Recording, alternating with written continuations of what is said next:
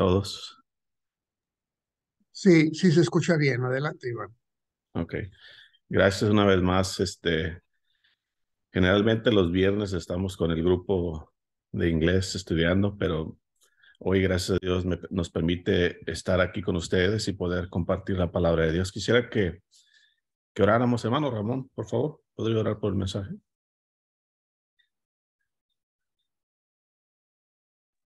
Sí, con gusto, claro que sí. Oremos, hermanos. Padre, te damos gracias, Señor, por la bendición de estar reunidos, aunque sea de manera virtual. Es algo que valoramos. Gracias, Señor, por permitirnos coincidir en este espacio y en el tiempo. Después de estos momentos de oración, ahora nuestro corazón ansía recibir tu palabra y fortalecer nuestra fe, Señor, en estos tiempos postreros en los que nos ha tocado vivir, para que también podamos poner en alto el estandarte del Evangelio. Bendice a nuestro hermano Iván, también, Señor, a cada uno de los oyentes, para que todos como uno solos podamos ser dóciles, sensibles al llamado que tú nos haces. Te lo rogamos en Cristo Jesús. Amén. Amén.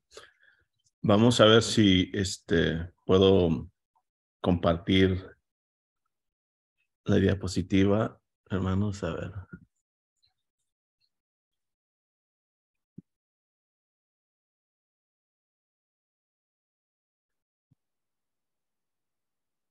¿Sí la pueden ver? Sí, ¿verdad? Sí, hermano Iván, está Ah, ok. bien.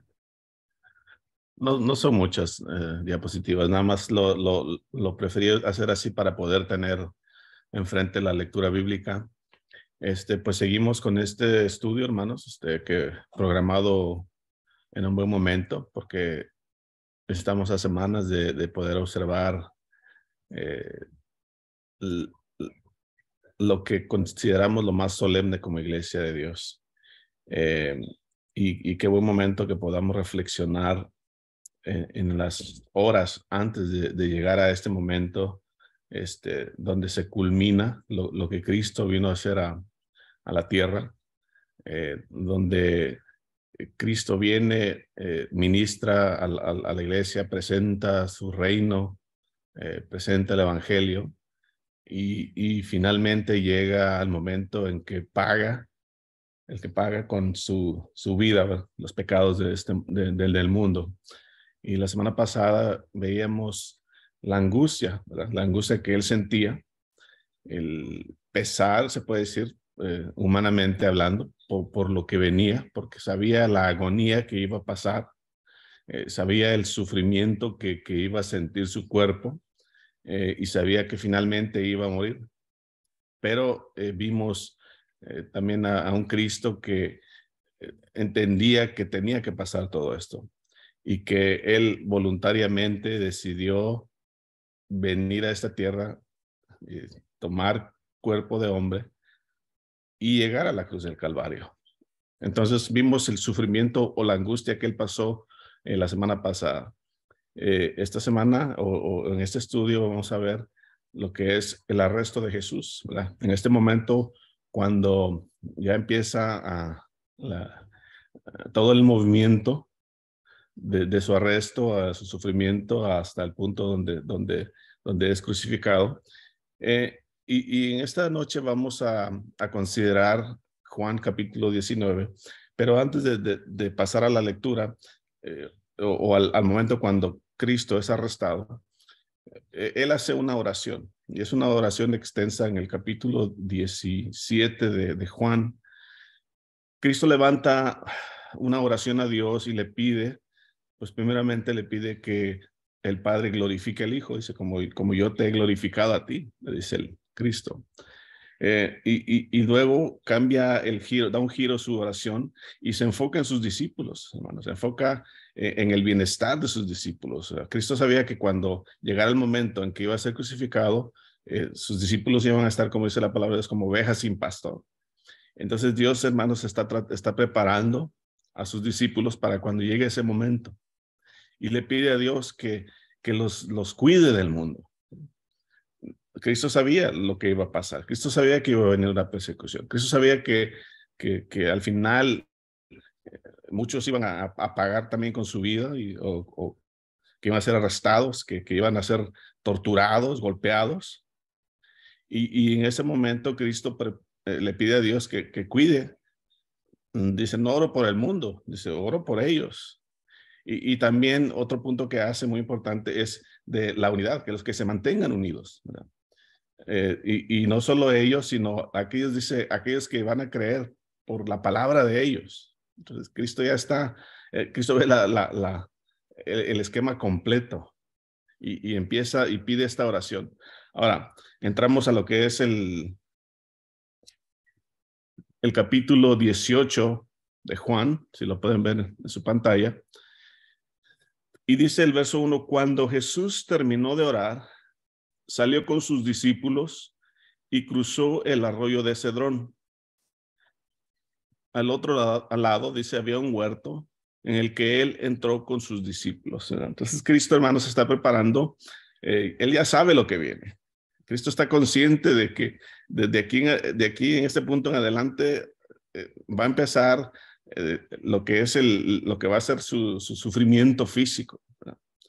Y dice que se va a este huerto, que aparentemente era un huerto conocido por Jesús y por todos sus discípulos, porque como lo veremos en el siguiente verso, es un lugar donde él pasaba tiempo con ellos, quizá un tiempo íntimo con ellos, ¿verdad? Porque cuando Jesucristo estaba afuera, siempre llegaban las multitudes y siempre querían tocarlo y siempre querían hablar con él. Entonces era un ajetreo que tenía cuando Jesucristo estaba afuera.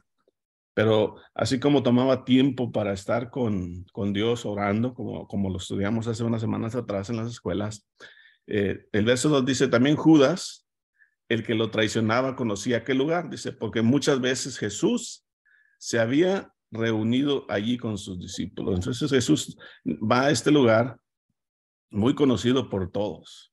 Y viene el verso 3, hermanos, donde llega Judas junto con los que van a arrestarlo. Estamos viendo Juan, dice el verso 3. Así que Judas llegó al huerto a la cabeza de un destacamento de soldados. Dice que no llegó solo. Un destacamento de soldados nos implica o se refiere a lo que es un grupo de soldados romanos. Acuérdense que Jesucristo, los fariseos lo querían ligar con revoltosos, con aquellos que querían hacer una revolución. Lo querían tildar de alguien que quería hasta quitar al César, destronar el imperio, destruir el imperio romano. Entonces mandan a soldados romanos para que sean parte de este arresto. Un destacamento generalmente, y no nos dice la escritura cuántos llegaron, pero generalmente constituía de 1,000 hombres, unos 700 y tantos soldados de pie y los demás de a caballo, ¿verdad? Pero no dice si eran estos 1,000 hombres, pero aún así eran hombres que iban de parte del gobierno romano. Y también dice que iban guardias de los jefes de los sacerdotes y de los fariseos. Y dice que llevaban lámparas, antorchas y armas, ¿verdad?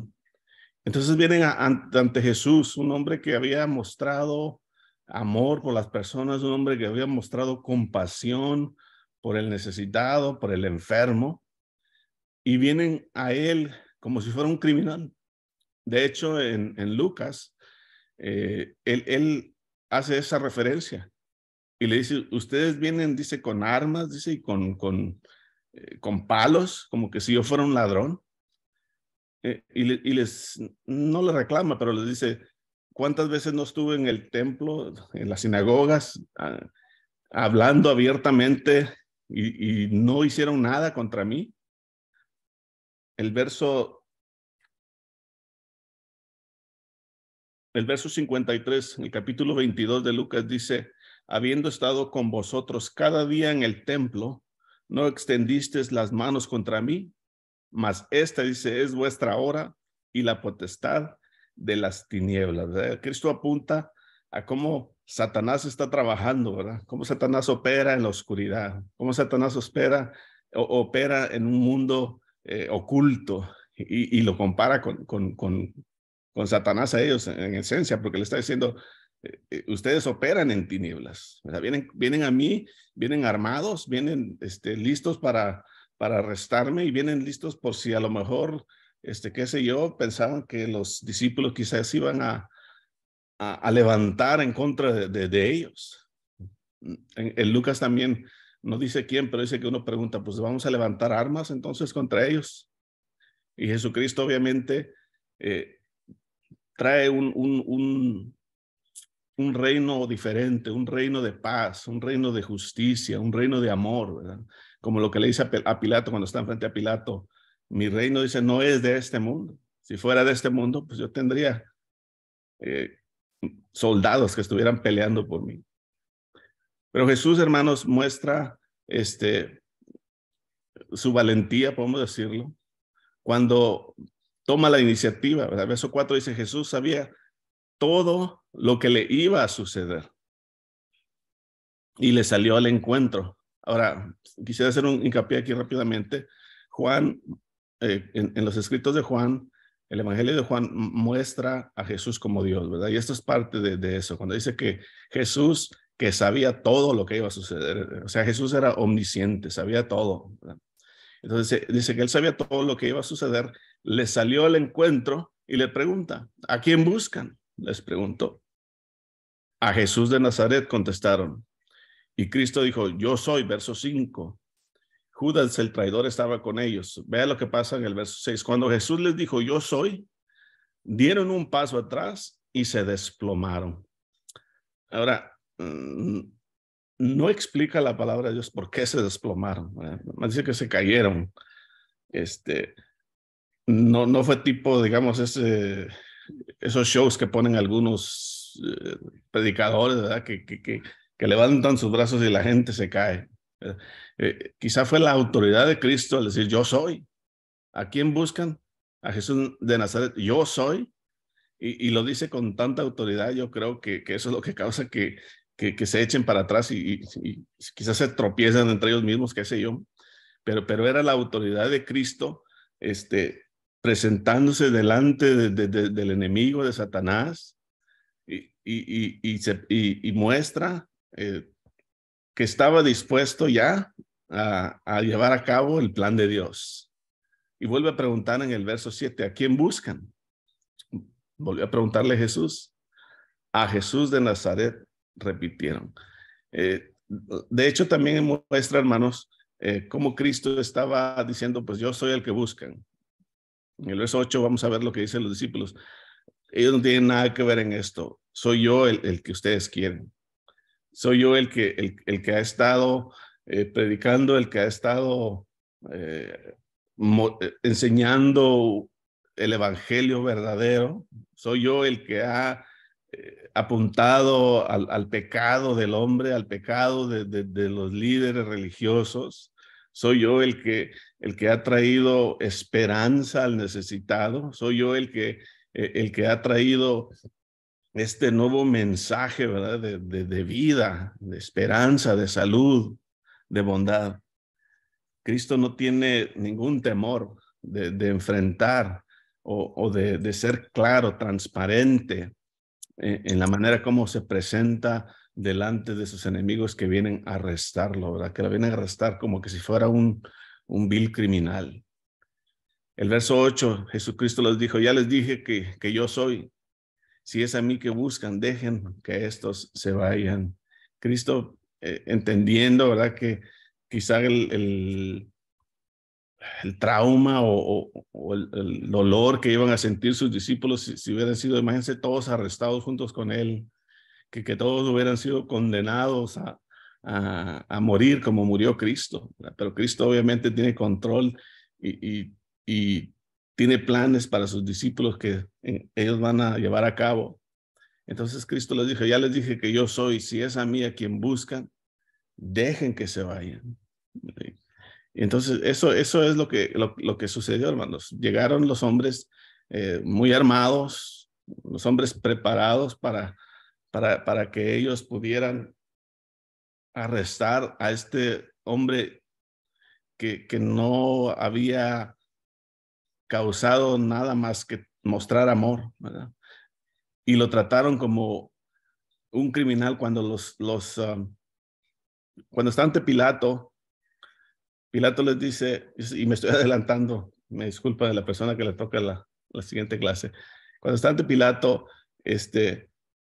Pilato les dice, pues acostumbraba a liberar a alguien que estuviera en la cárcel en ese tiempo, y trata a Pilato de tomar esa oportunidad para liberar a Jesús.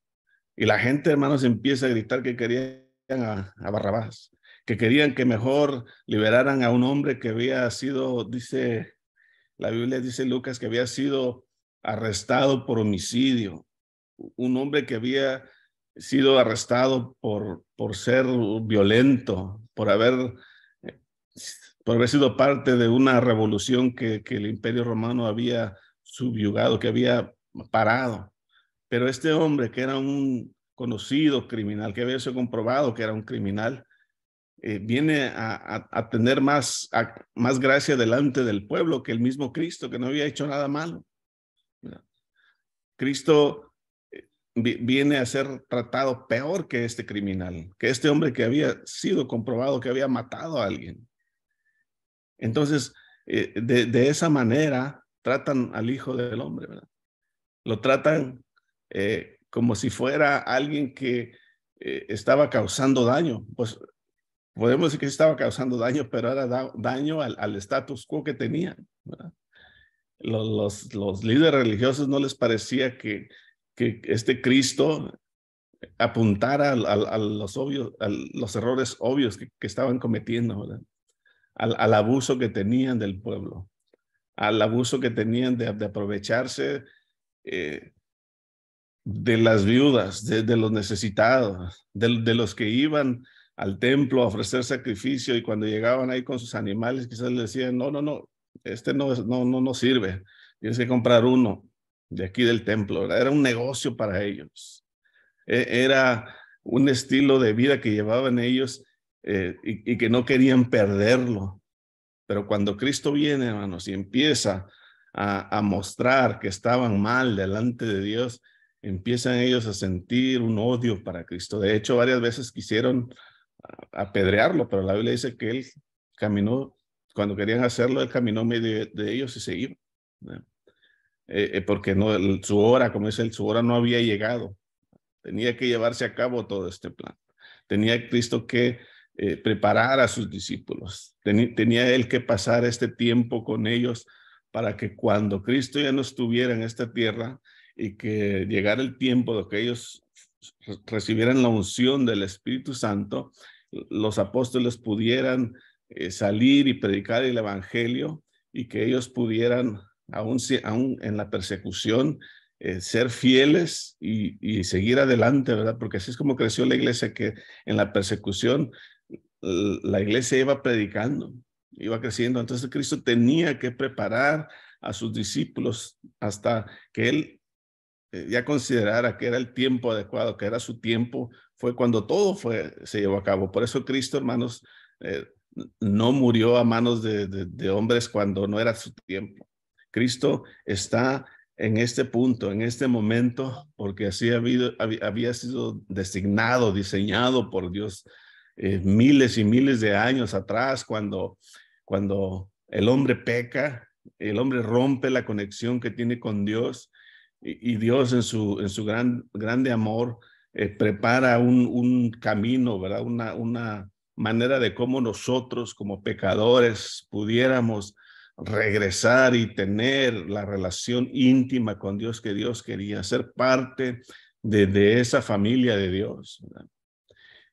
Y ese fue el pecado de Cristo, ese fue el problema que Cristo tuvo, que vino a mostrar un nuevo camino de vida, un camino recto, un camino de justicia, ¿verdad? Entonces los hombres que buscaban pues el honor, la honra, el dinero, la buena reputación, estaban siendo expuestos por Cristo, y fue por eso que lo odiaban tanto, ¿verdad? Entonces en este punto Cristo ya está listo para ser sacrificado. Verso 9 dice, esto sucedió para que se cumpliera lo que había dicho de los que me diste, ninguno se perdió, ¿verdad? Hablando de los discípulos que no iban a ser arrestados en este momento. Y luego el verso 10, hermanos, dice: Simón Pedro, que tenía una espada, la desenfundó e hirió al siervo del sumo sacerdote, cortándole la oreja derecha. El siervo se llamaba Malco. Y Cristo, hermanos, repito, traía un evangelio de paz. Aunque en este momento los discípulos no habían entendido, ¿verdad? Hasta después, la Biblia dice que después el Espíritu Santo les recordaba palabras que Jesucristo les había dicho. En este momento, quizá todos tenían la esperanza de que Cristo iba a ser ese rey en ese momento, que iba a quitar el reinado romano y que iba a ser rey de los judíos, como habían sido hace unos 60 años atrás, en el tiempo de los macabeos. Entonces, Cristo, hermanos, recalca que su reino es un reino de paz, que su reino es un reino no de violencia. En Lucas dice que Pedro sacó la espada y le corta la oreja. Dice que Cristo inmediatamente dice que toca la mano de este hombre y lo sana. En el verso 11 dice: vuelve esa espada a su funda, le ordenó Jesús a Pedro. ¿Acaso, dice, no he de beber el trago amargo que el Padre me da a beber? Dos cosas vemos aquí. Una, esa, la que mencionaba de la manera como Cristo quería que su reino se llevara a cabo, que no iba a ser un reino como de hombres, ¿verdad? Un reino en el cual la violencia existiera, un reino en el cual todo se hiciera por temor, ¿verdad? Como sucede hacer, o como sucedía hacer en estos tiempos, que la gente hacía lo que hacía por temor, ¿verdad? De que su reino los matara, no los encerrara. Ese no era el caso en el reino de Cristo. El reino de Cristo es uno de amor, uno en el que sus súbditos, en este caso nosotros, nos sometemos por amor, ¿verdad? A lo que Él hizo por nosotros. Nos sometemos en obediencia voluntaria porque hemos creído en nuestro Señor. Entonces, ese es el reino que Cristo predica. Y pregunta: ¿acaso no he de beber el trago amargo que el Padre me da a beber? Ya en otra ocasión, Cristo le había dicho a Pedro: aléjate de mí, Satanás, ¿verdad?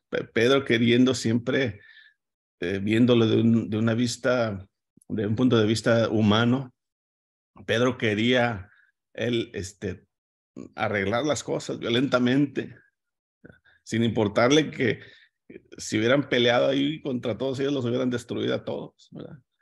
Pedro, muy impulsivo, muy visceral, él. Y Cristo le vuelve a decir: tengo que beber yo este trago amargo. Tengo que pasar yo por este sufrimiento, no que los judíos inventaron, no que los hombres trataran de hacerme de la nada. Era parte del plan, dice, que el Padre me da a beber, ¿verdad?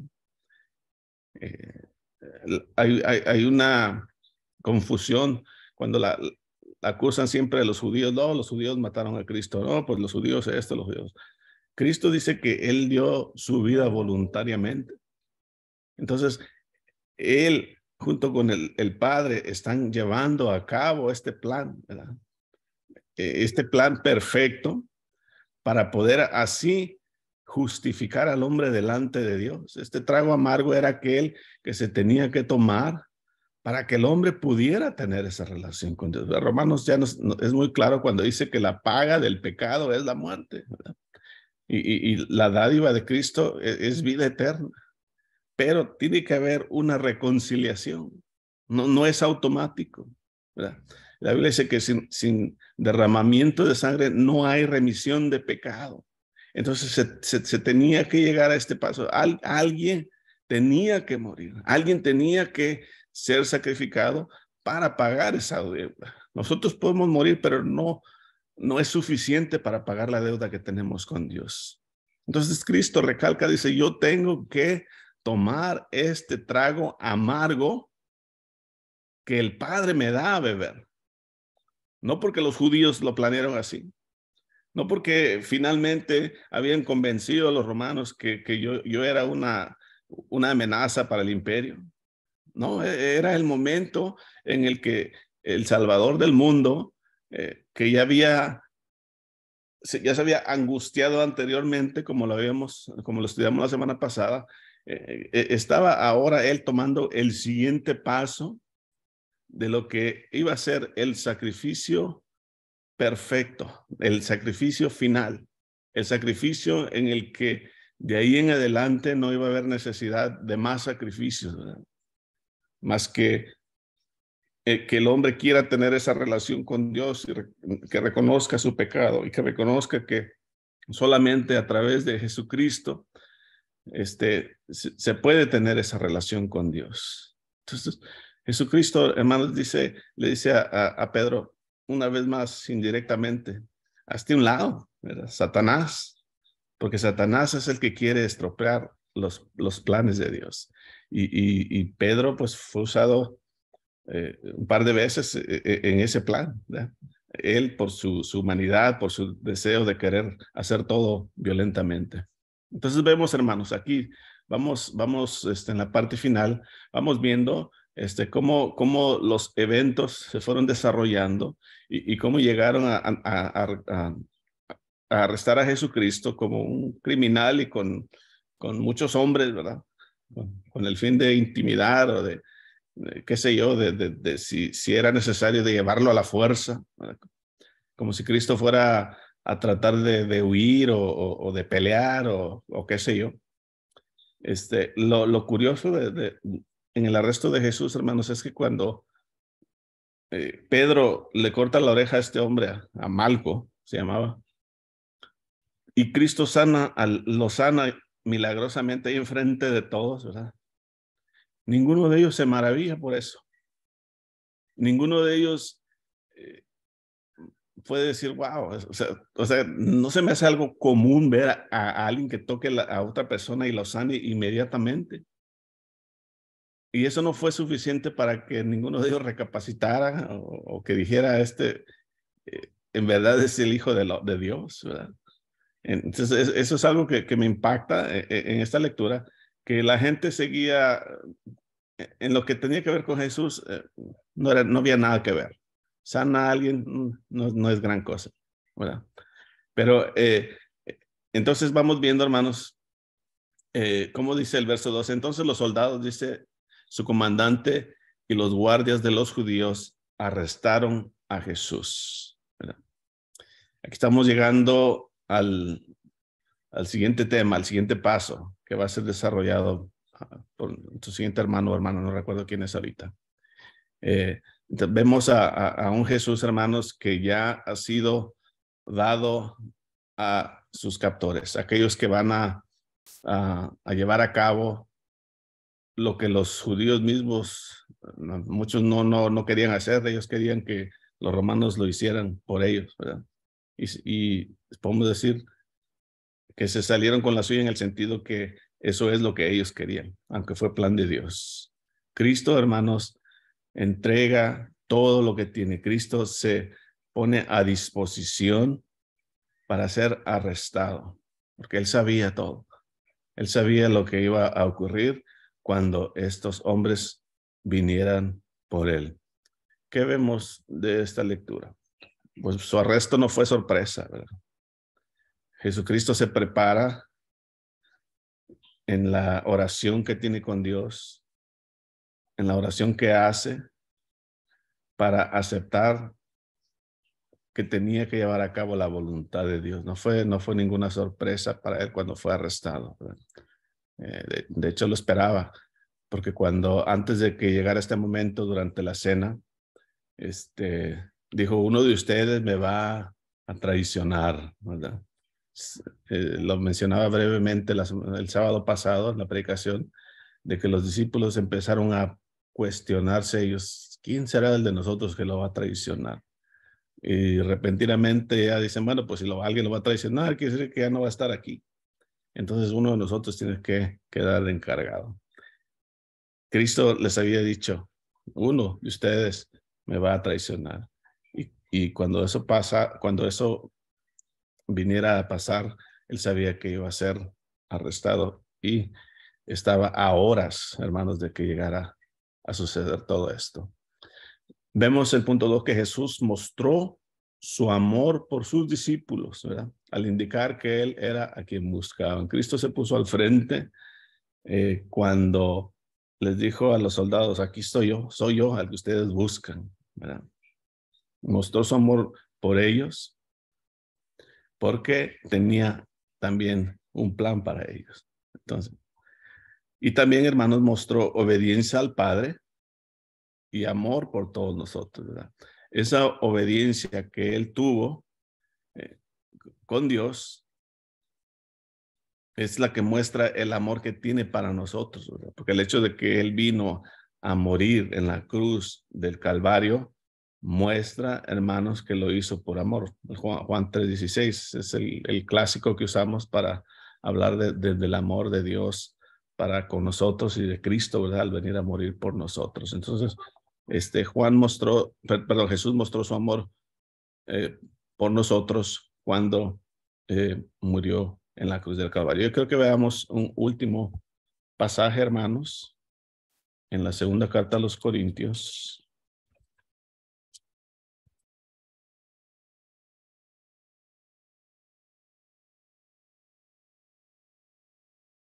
Capítulo 5, verso 21.